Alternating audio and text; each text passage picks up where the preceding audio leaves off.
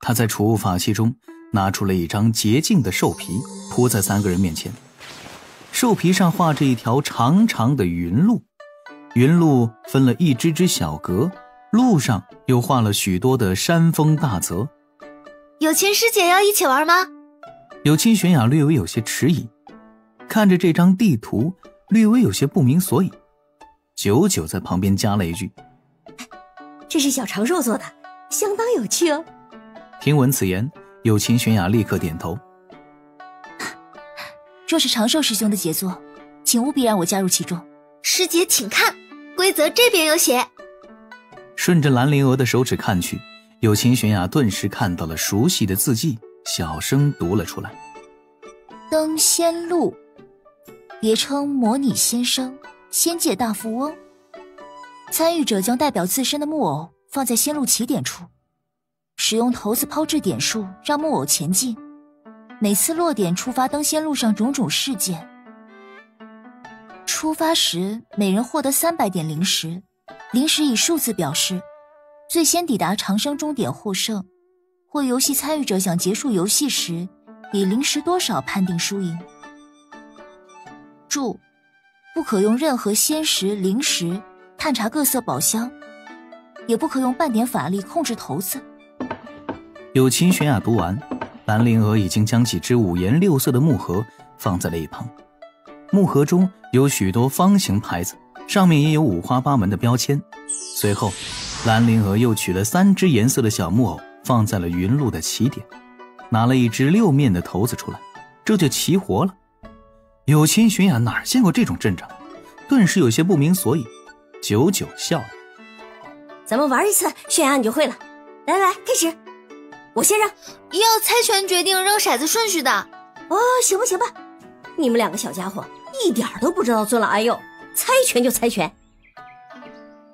友情玄雅看着这有些跳脱的9师书，还有旁边一本正经说教师书的兰陵娥，虽然略微有些不适应，但还是配合着一同猜拳，排顺序扔骰子。他还猜拳猜赢了。友情玄雅最先出手，扔了个5的点数，拿着自己的小木偶在云路上前进5步，看到了木偶脚下的标签。你在打扫山门台阶时表现出色，获得师门前辈奖励灵石20颗。师姐在自己的灵石数量后面写上加20。哦，好。友情玄雅一言照做，已经大概明白了规则。一旁的九九抓起骰子，对着手心哈了一口气，小心地扔了下来。看到骰子朝上的数字固定为3，九九咧嘴笑了出来。他的木偶前进3步，出现在了一个画着紫色五角星的方块中。快，紫色宝箱拿来，抽卡。兰陵娥将紫色箱子递了过去，九九伸手在里面一阵摸索，很快就拿出了一只木牌。好东西，灵娥该你了，快扔！给本师叔扔个大金蛋过来。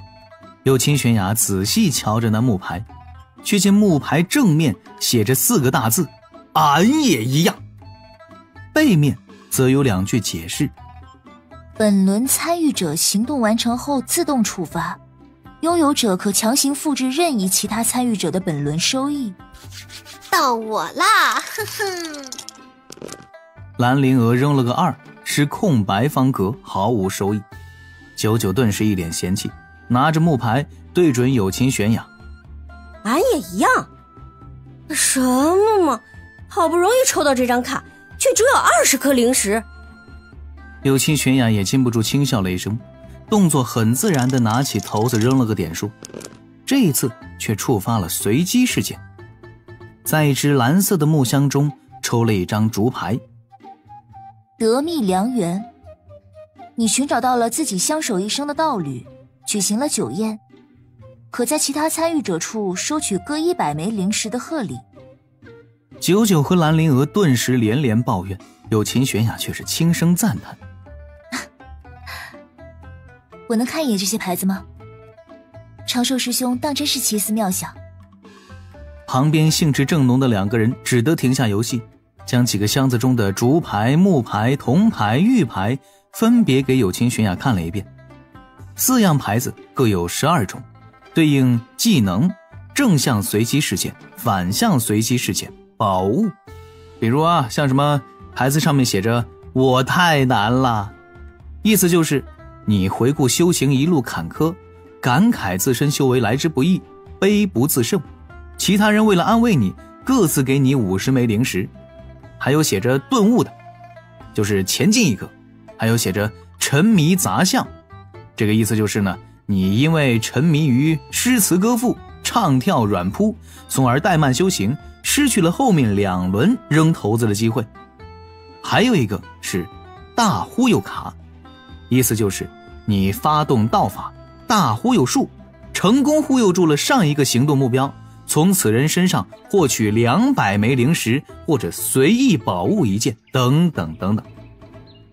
这些都是长寿师兄做的吗？有情悬崖满是惊奇，旁边2个人只能够再三点头确认。哎呀，别看了，小雅，快继续了。是，师叔，弟子有些失态了。这物件当真格外有趣。看我的，看我的！哦，又是抽卡！哎呀，出现吧，出现吧！哎呀，一样，哎呀，一样！九师叔，不可以作弊啊！才不会，跟你们2个小辈用得着作弊吗？渐渐的，草屋之中满是欢声笑语，早就没了此前的尴尬。傍晚时分，刚因为看了眼无为经上卷而突破了一个小境界的李长寿，自林中漫步而来。此前一直在密室中的他，此时也已经稳固了自身的气息，不会被人看出破绽。远远的，他就听到了草屋中传来的笑声，灵石发现了有清玄雅的身影。这个有毒，他怎么来了？想了想，李长寿默默地转过身，走回了丹房。后面的欢声笑语随风追来，久久的笑声也较为豪放。也一样，本师叔发了！当真有些倒霉，弟子又沉迷杂相了。哎呀，有清玄雅的笑声十分含蓄，也难得听到他会抱怨。而成了一轮赢家的蓝灵娥得意的一笑，对着2人道了句。李长寿禁不住轻笑了声，开启了外围阵法，想着没几日就要去的东海。再去检查一下自己的储备吧，这几年有99师叔相助，炼制了许多能够毒杀真仙的毒丹，稍后还要将这些毒丹处理一下，做成毒粉或者毒液，方便斗法。虽然这次不会有用武之地，但总归是要有所准备才行。清晨时，在丹房忙碌了一晚的李长寿再次回到草屋附近，还没靠近草屋呢，就闻到了一股淡淡的酒香。灵石扫过自己小师妹的房中，禁不住抬手扶额，还是绕行吧。虽然草屋中此时风景相当不错，地上还有散落的各类模拟先生的牌子，以及自己早年为师妹做的那副扑克。这副牌其实颇为奢侈，用的是李长寿制作纸人的特殊纸张，原料来自于一种宝树的树浆，制作手法非常复杂。显而易见，这3个人昨天是玩了一晚上，最后又被久久拿出来的美酒给放倒了。灵石能够看到地上扔着一把大剑，一件长裙，一件短衫，几只鞋袜。灵娥跟99师叔在床榻上一躺一趴，呼呼大睡。99抱着灵娥的大腿，灵娥正抱着有情玄雅的玉足。床榻角落，有情玄雅还算文雅地斜躺着，只是手中握着不知是谁的粉色肚兜。哎呀，真是没眼看呐，没眼看。李长寿开启了草屋旁的阵法，转身去了湖泊边的柳树下，拿出了2只未完成的纸人，继续用法力裁剪。剪纸成人算是一门高深的神通，收录于道门天罡36法中。李长寿能得这门神通也是因缘际会，而且自他得法到今日已经有50年，这门神通只是刚刚小成。等李长寿成仙之后，剪纸成人才能发挥出真正的威力。那时制作的纸人就能寄托着自己少许的元神，从而达到现实身外化身的程度。减脂成人也是他主修的神通之一，能够无伤伤敌，最得他的心意。其他诸如阵法、符箓、丹药、炼毒，其实也只是随便弄一弄，算是业余爱好，增加一点安身立命的本钱。半日之后，李长寿收起了做好的2只新纸人，看脸草屋，里面3个人还是没有醒来的意思。师傅外出赴宴也一直未归，估计要在外面转很久了。虽然师傅只是修成了卓仙，但在门内的地位也得到了显著的提高。不成仙只是凡人，最多不过3000年寿命。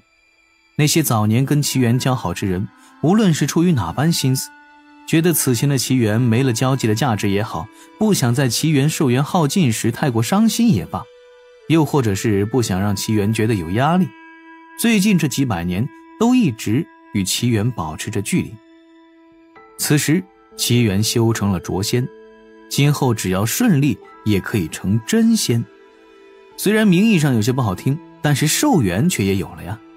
齐元当年那些友人再次聚了过来。其实仙门之内也挺现实的，师父今后的修行也是个难题。正想着，李长寿突然扭头看向山外，破空声传来。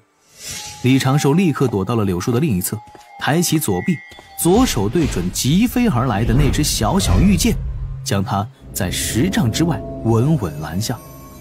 玉剑中传来了某个中年道长的嗓音：小琼峰李长寿速来百凡殿议事。弟子领命。这玉剑立刻掉头回返，朝着破天峰方向激射而去。少顷，又有2道玉剑自相同方向破空而来，这一次却是直接冲向了小师妹的草屋。李长寿见状，顿时明白了一点什么，他摇了摇头，架起白云，先走一步，避开了应该是要一同前去百凡殿中的有秦玄雅与九九。这次召集应该就是为了东海荡妖大会之事。为了避免自己到得太早太过显眼，李长寿在殿外一棵树下等了一阵，果然没有被人发现。待百凡殿西南角落有了10多道人影，他才迈步进殿，在角落中继续隐形。九无师伯虽然奸诈险恶，为人小气，爱占便宜，但多多少少也是有一丢丢的优点，比如重诺守信。此时李长寿在旁人眼中依然是反虚境2阶的优秀弟子，九无并未泄露他以为的李长寿已经反虚6阶的真实修为。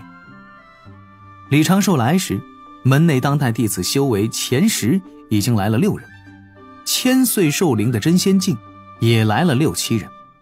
像荡妖大会这种群仙汇聚的盛世，各仙门难免要攀比，而门人弟子的天赋与潜力如何直观的体现呢？就在于门人弟子的修为境界与他们的寿龄的对比上。寿龄越低，修为越高，那自然天赋悟性就越高了，就越能给自家仙门争脸。所以呢，九九除非凑巧在闭关，几乎从来不会缺席类似的场合。李长寿在殿中又等了一阵，不断有真仙境仙人前来，年轻弟子又来了2、3位。待九九和有情玄雅姗姗来迟，此地总共有11名年轻弟子，16名真仙境门人，这就是今日被召集的所有人了。那位负责门派外务的葛长老也与2位长老一同到了此地，详细解释召集他们来的目的。这次东海龙宫在东海之滨召开荡妖大会，邀东胜神州的主要仙门前去赴会，咱们渡仙门也在受邀之列。上次恶龙袭咱们山门的情形，想必你们也见到了。不仅如此，这恶龙还故意给咱们报错了大会的日期，想让咱们渡仙门出糗。好在东周各家仙门互有通气，门内早就知道这大会具体将在7日后举行。咱们渡仙门在4日后与众仙们一同前往东海赴会。掌门有令，此次大会由忘情上人带门内弟子前往，亦有其他几位修得天仙道果的长老随行，尔等真仙也在随行之列。葛长老话语一顿，目光扫过这27人。此次龙宫举办荡妖大会，目的无外乎有3：其一，想划清东海与东海之滨的界限；其二，想从咱们众多去东海除妖的仙门身上找回此前他们丢掉的面皮；其三，便是想让他们龙族子弟耀武扬威一番。这次荡妖大会，龙族会拿出一些宝物做彩头，让各仙门的年轻弟子互相切磋，手累功累。你们10人，葛长老本来是看着后面站着的10名年轻弟子，随后目光又落在了角落中的李长寿身上，改口道：你们11人是当代弟子中修为最高，我是最为机警之人。前几年咱们刚在东海除妖，这次大会必然会受龙宫针对，也有几家与咱们有些仇怨的仙门，或许会暗中使绊子。看你们这些年轻弟子出手，切记，你们不可丢咱们渡仙门的面皮，更不可失咱们3角仙宗的风度。若私下有人找你们挑衅，不必搭理他们，正式切磋时须得让他们知晓厉害。经众仙们提前商议，这次东周各仙门前去的年轻一辈都是在150岁之下，还有已迈入归道境的奇才。那几样宝物，你们若是能拿到，别算作给你们各自的奖赏，可听明白了？